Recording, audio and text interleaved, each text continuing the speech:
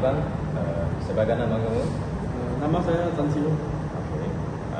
Bolehkah saya tanya tentang topik berbatan masyarakat Malaysia menerusi kesehatan? Boleh. Oke. Boleh kamu jelaskan tentang topik ini? Kamu tahu nggak?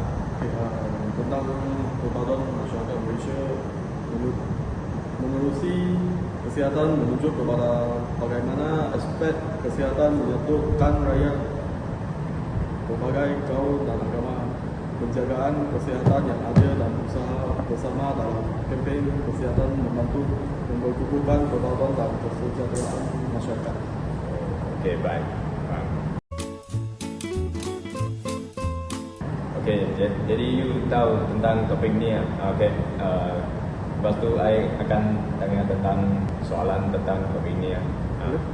Jelaskan 3 contoh aktiviti atau program bagi meningkatkan kesihatan dan kalangan masyarakat di Malaysia. Okay, contoh pertama adalah program gotong royong, membersihkan kawasan perumahan, aktiviti membersihkan kawasan perumahan seperti mengangkut sampah, membersihkan longkang dan menebang pokok yang berhalang.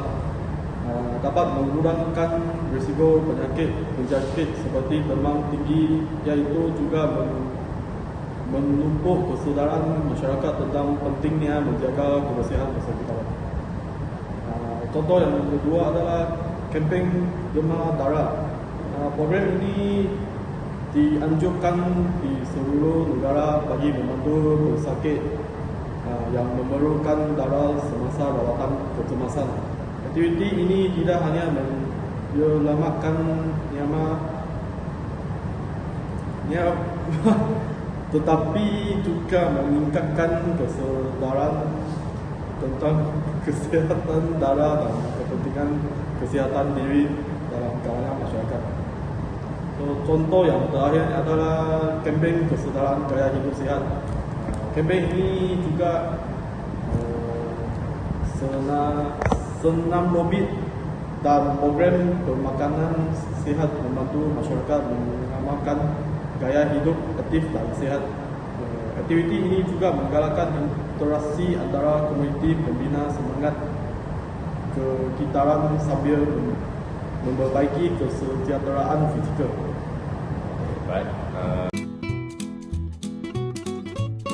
Jadi boleh kamu terang lagi tak yang bagaimana aktiviti atau program kesihatan tersebut boleh mengeratkan hubungan perbadanan antara kamu? Pertama sekali adalah kita boleh kerjasama dalam gotong royong. Apabila masyarakat dari berbagai kaum bekerjasama dalam membersihkan kawasan perumahan atau tempat awam, ia mencipta ruang untuk berinteraksi dan memahami antara satu sama lain. Aktiviti ini juga memupuk semangat kekitaran dan kerjasama menjadi berbatan lebih kukuh. Yang kedua adalah demam darah tanpa mengira kaum. Kempen ini demam darah melibatkan semua lapisan masyarakat tanpa mengira kaum, agama atau status sosial.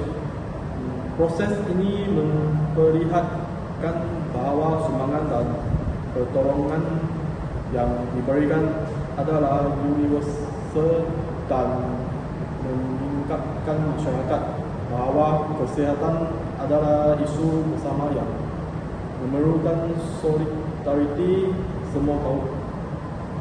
Yang ketiga adalah kempen gaya hidup sihat bersama program seperti larian amak atau senam lobit membolehkan masyarakat dari berbagai kaum menyertai aktiviti fizikal bersama dalam suasana yang santai dan menyeronokkan.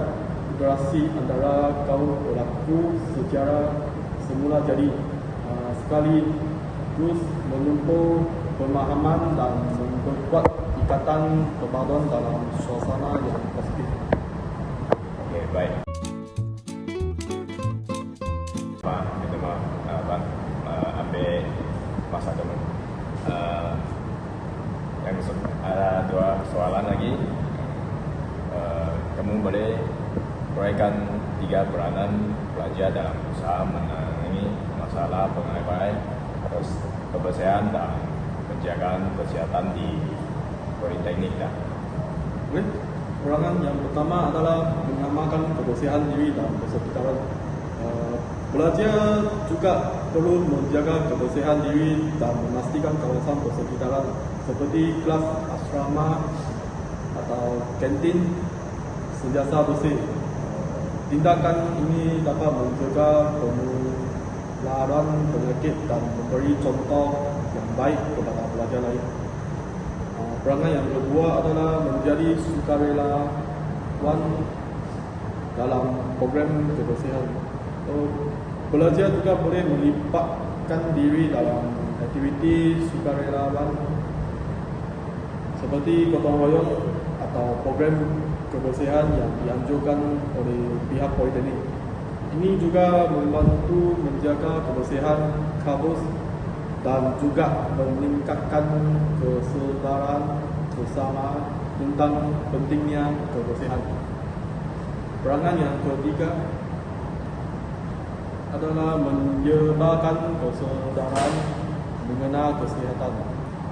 Pelajar juga boleh membantu menyebarkan maklumat dan kesedaran tentang penjagaan kesihatan melalui media sosial, poster atau melalui sesi perkongsian di dalam kampus. Usaha ini dapat mendidik rakan belajar tentang kepentingan menjaga kesihatan dan kebersihan serta langkah-langkah pencegahan penyakit. Baik. Ketika kamu menyatakan 3 tindakan pencegahan yang perlu dilakukan oleh pihak Politeknik apabila berlaku penularan penyakit berjangkit dan berbahaya dalam kalangan pelajar. Yang pertama adalah pemeriksa mengejut kebersihan kantin. Pihak Politeknik juga boleh mengadakan pemeriksa mengejut secara berkala di kantin untuk memastikan kebersihan makanan, alat masak dan kawasan penyediaan makanan ini. Ini juga bertujuan untuk mengelakkan penyebaran penyakit melalui makanan tercemar. Yang kedua adalah gotong royong elakkan nyamuk Aedes. Pihak Politeknik juga boleh menganjurkan gotong royong membersihkan kawasan kampus bagi menghapuskan tempat perbiakan nyamuk Aedes. Ini termasuk membersihkan longkang kawasan bertapung air dan persekitaran luar yang berpotensi menjadi tempat nyamuk berbiak. Yang ketiga adalah pemeriksaan kesihatan belajar.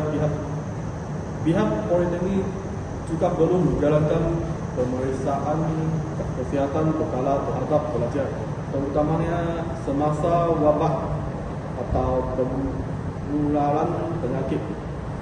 Langkah ini juga penting bagi mengesan sebarang tanda-tanda awal penyakit dan mengambil langkah pencegahan seperti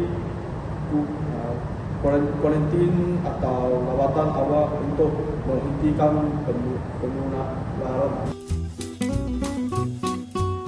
Tentang kesimpulannya, pelajar memainkan peranan penting dalam menjaga kebersihan dan kesehatan di Politeknik melalui amalan kebersihan diri, penglibatan dalam aktiviti sukarelawan, serta menyebarkan kesedaran kesehatan. Tindakan bersama ini dapat memastikan persekitaran kampus yang sihat dan selamat untuk semua. Sekian, terima kasih. Okey, terima kasih Bang kerana tolong tentang akses ni. Terima kasih. Okey.